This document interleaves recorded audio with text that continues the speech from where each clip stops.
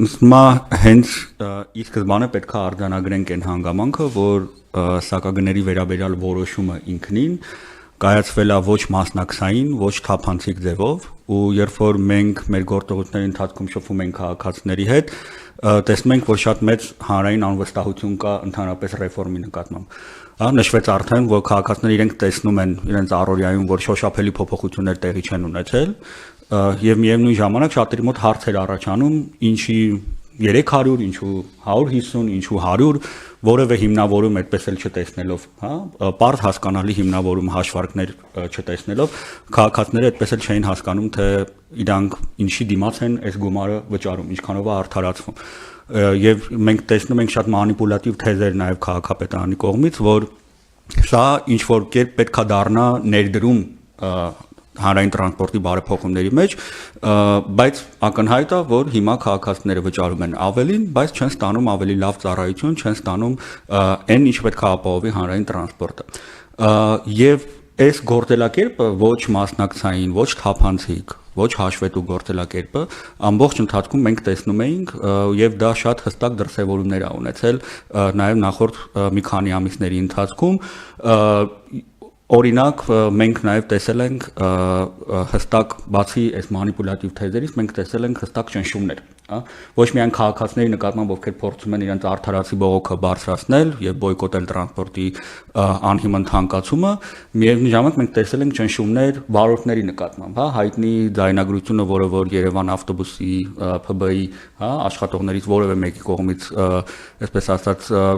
ակնհայտ երևում է, թե ինչպես են ճնշում վարորդներին եւ ստիպում նրանց անել այնպիսի բաներ, որոնք բացարձակապես վարորդի պարտականությունը չեն,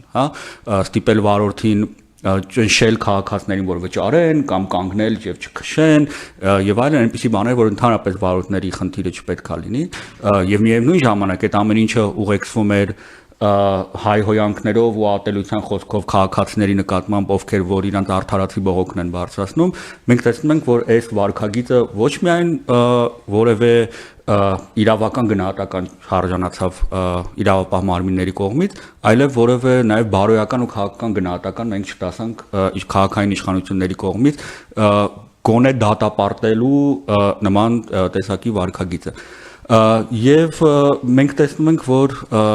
այս ամբողջ ֆոնին նաև քաղաքացիների անվստահությունը գալիս է նաև անձամբ քաղաքապետ Ավինյանի գործունեությունից մինչև քաղաքապետ լինելը, մենք մամուլում տեսնում ենք բազում հրապարակումներ, հետաքննական լրագրության, տարբեր պատմություններ եւ անիֆի, ֆոնդի հետ կապված չարաշահումների վերաբերյալ ու դա կարծես քաղաքացիների մոտ ամրապնդում է, որ այն որոշումները, որոնք որ Ավինյանը կայացնում է նաև քաղաքային իշխանությունների մակարդակում, իրանք վստահություն չեն ներշնչում, այստեղ լուրջ կասկածներ կան չարաշահումների, չհիմնավորված որոշումների եւ մեր այս գործունեության ընթացքում մենք նաև տեսնում ենք, որ իշխանությունները խուսափում են այս հարցերում ավելի թափանցիկ, ավելի հաշվետու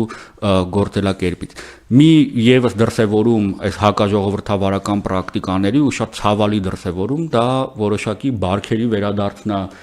մեր քաղաք, որը կարծես պետք է վաղուց անցյալում լիներ, դա եւս էլի ճնշումների գործիքներից մեկն էր, երբ որ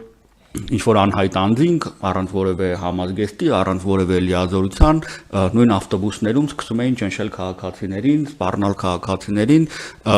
ավելի այսպես գողական քրեական բարքերով ճնշում գործադրել, չունենալով որևէ հստակ լիազորություն քաղաքացիների համար, մեր համար էլ մինչև հիմա պարզ չի եղել, թե այդ մարդիկ ովքեր էին, ով այդ մարդկանց բերել, ով է իրանց լիազորություն տվել քաղաքացիների հետ այդ կերպ վարվելու, Եթե ցենց ընդհանուր ամփոփենք, այս հակաժողովրդավարական ոչ մասնակցային, ոչ թափանցիկ, ոչ հաշվետու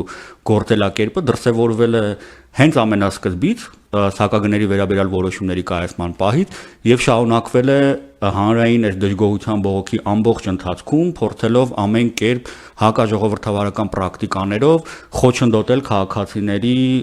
լիարժեք ու արդարացի մասնակցությունը իրենց հուզող խնդիրների վերաբերյալ որոշումների կայացման։ Շատ կարճ հարց ամեն դեպքում հետաքրքիր է դուք էլ ձեր խոսքում նշեցիք, որ հանրային ցածր անվստահություն կար, Այդ դեպքում ո՞րն էր պատճառը ի վերջո, որ հանրությունը միևնույն է շարունակեց վճարել եւ ցանկանայի նաեւ իմանալ ձեր նախաձեռնությունը, երբ բողոքի ակցիաներ էր իրականացնում, արդյոք հանրային լայն շերտեր ձեզ միանում էին։ Ձեր գործընկերը նշեց, որ երբ օրինակ մի հոգի փորձում էր այդպես ըմբոս ստանալ վճարման դեմ, հանրությունը միանում էր այդ բողոքին, հա, բայց երբ չկար այդ ըմբոստությունը շարունակում էր, որն էր պատճառը, խնդրեմ։ Այդ միանշանակ է, որ մենք շատ ենք լսել քաղաքացիներից, որ իրենց կարծես մենակ թողեցին, հա, քաղաքական ուժերը հատկապես, հա, ավականու անդամ տարբեր խմբակցությունները, ովքեր որ ի սկզբանե հայտարարել էին, որ պայքարելու են, լինելու են քաղաքացու կողքին, այդ օրինակով մենք տեսնում ենք, որ նմանատիպ ակցիաները, որ նաև մենք ենք իրականացնում, մենք շարունակեցինք, բայց որոշակի քաղաքական ուժերի կողմից դա շարունակություն հետևողականություն չստացավ, ու մենք տեսել ենք այդ արձագանքը քաղաքացիներից, որ մեզ մենակ թողեցին։ Ու այստեղ երբ որ մենակ ես թողում, արդեն գալիս է նշված այդ պատճառները, ամոթի գործոնը շահարկելը եւ այլն։ Բայց ես ուզում եմ մի կարևոր արձանագրում անեմ։ Քաղաքացիները իրենց հնարավորությունների շրջանակում շարունակում են բոյկոտել։ Հա, մենք էլի տեսնում ենք, որ կան մարդիկ, որոնք որ փորձում են ամեն կերպ իրենց բողոքը հայտնել թեկուզ լուրջ կերպով, հա, փորձելով չվճարել, ու սա խոսում է մի հատ կարևոր բանի մասին, որն է քաղաքացու այլընտրանքը։ Հա, մարդիկ պետքա գնան աշխատանքի, ու դա մենք չգիտեմ, պետքա գնան կրթություն ստանալու, պետքա գնան, չգիտեմ, առողջական հարցերով հիվանդանոց պոլիկլինիկա ստիպված են լինելու միևնույն ժամանակ շարունակել օգտվել այս տրանսպորտից, ու մեր խնդիրը հետեւյալն է դառնում ավելի երկարաժամկետ կտրվածքով։ Մարդիկ օգտվում են, իսկ դա ինչ է արժենում իրանց, ինչքան բեռա դա նստում իրենց ընտանիքի վրա տնտեսական առումով, եւ ի վերջո այդ ավել վճարը, որ մարդիկ տալիս են, արդարացված է, թե չէ։ Կներեք, դուք ասում եք, որ պետք է պայքարել, բայց հիմա նորից պայքարել արդեն ուշացած չի, երբ որ բոլորը հիմնականում արդեն վճարում են։ Իսկ մա այս շատ լավ անցում կարող է լինի նրան, թե մենք ինչ ենք առաջարկում ավելի երկարաժամկետ կտրվածքով, որովհետև քաղաքացիների հետ շփումները մեզ նաև ցույց տվեցին, որ մարդիկ լսված չեն, մարդկանց խնդիրները ոչ միայն տրանսպորտի հետ կապված, այլ նաև ընդհանրապես քաղաքային կյանքի տարբեր ոլորտներում պատշաճ ուշադրության չեն արժանանում, եւ սա ենթադրում է ավելի երկարաժամկետ ու ավելի համակարգային գործունեություն, ընդհանրապես քաղաքային իշխանությունների գործունեությունը վերահսկելու ու քաղաքացիների շահերը պաշտպանելու ոչ միայն հանրային տրանսպորտի ոլորտում, այլ նաև այլ ոլորտներում։ Ու այն ուղղություններով, որ մենք քիչ հետո կներկայացնենք մեր աշխատանքը նախաձեռնելու ենք, դա չի վերաբերելու միայն տրանսպորտի սակագնին, որովհետև ինչպես արդեն մի քանի անգամ նշեցինք, խնդիրը այստեղ միայն սակագինը չի, խնդիրը ընդհանրապես ձախողված ռեֆորմն է հանրային տրանսպորտում։